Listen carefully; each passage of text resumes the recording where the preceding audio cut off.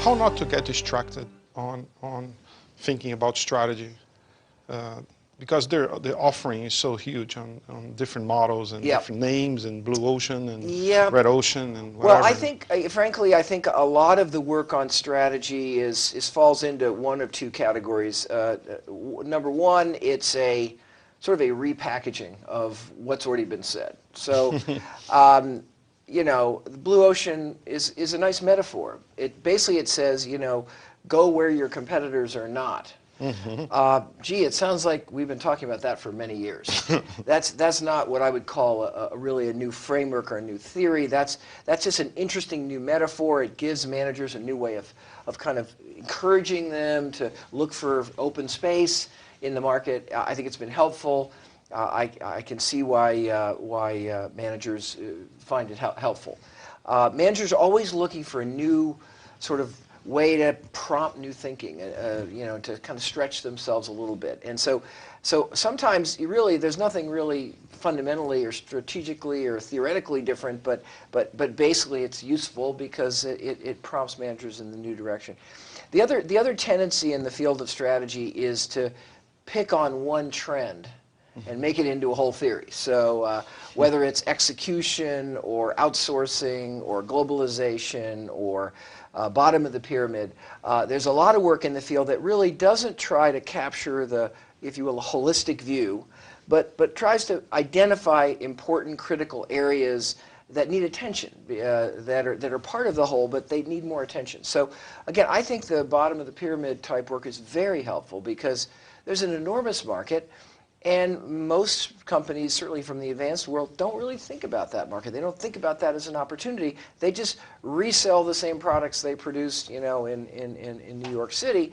And it's actually very challenging to rethink your product for a very different customer set.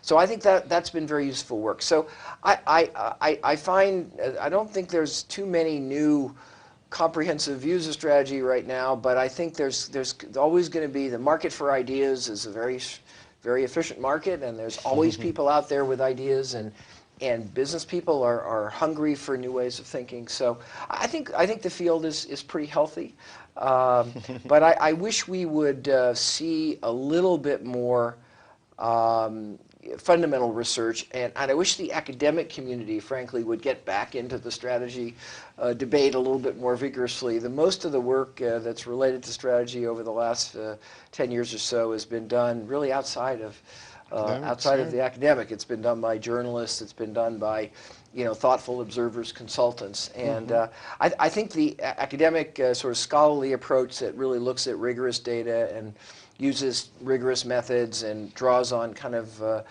discipline frameworks is a very powerful tool. There's still lots of questions to be asked about strategy and answered.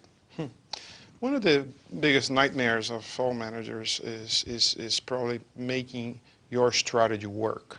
You know, what you call implementation. You call that implementation many years ago. People are talking about execution, right? There's an example of how an idea that's an important idea gets kind of repackaged so that it's more vivid and fresh, and that happens a lot. And how to implement your strategy or how to execute your strategy, what are the factors that you have to think to not get lost in the way?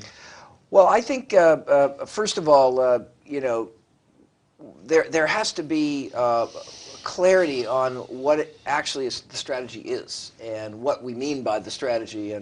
And as you know, because you and I spend time together a lot, there's a lot of people that use the word strategy to mean a lot of different things. And so I think that frankly, one of the key steps in successful strategy is to get everybody on the same page and have a common understanding of what you're talking about. And that leads to really a second sort of critical area, which is communication. That is that lots and lots of people in the organization have to understand the strategy. They have to understand, you know, who the target customer is, what needs the company's trying to meet, how it's trying to be unique, how it's trying to deliver something different, how that compares to the rivals.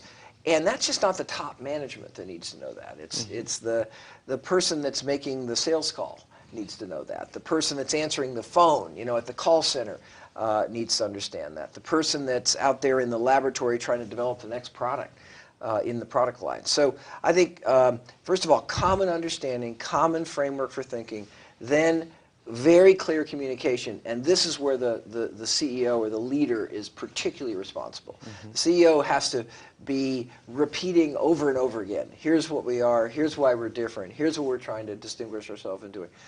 And then I think making sure that you have metrics mm-hmm. for measurement that are actually tied to your strategy, mm-hmm. not just general metrics that sort of everybody uses or any company could use.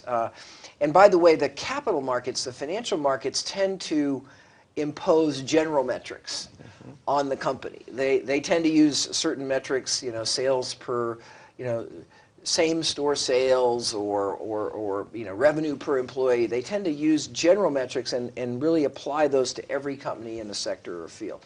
A good strategy requires really metrics tailored to the particular strategy. Mm-hmm. So if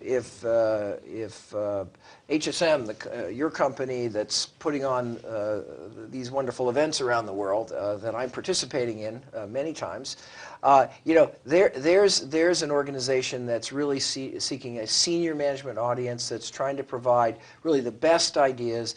It's trying to provide an incredible customer experience for the participants. It's trying to get the most cutting-edge speakers. Each of those determines some metrics that you would want to measure to see whether you're actually achieving the goal. So you've got to get this general kind of vague notion of strategy, and you've got to make it as concrete as possible and as clear as possible to as many people as possible in both qualitative and quantitative ways. And then I think also, good leaders live out the strategy themselves in the way they behave and how they spend their time. And I've seen many cases where you'll see a good leader take a seemingly minor step, but the step just sends an incredible message about the strategy. Mm-hmm. So, serving a customer, a step to serve a customer, where the leader will actually go the extra mile himself or herself to actually serve the customer in the way the company wants to stand for. So, mm-hmm. I think this issue of execution or implementation or realization or whatever we want to call it is I think now one of those areas that's just as important in a way as coming up with the strategy itself.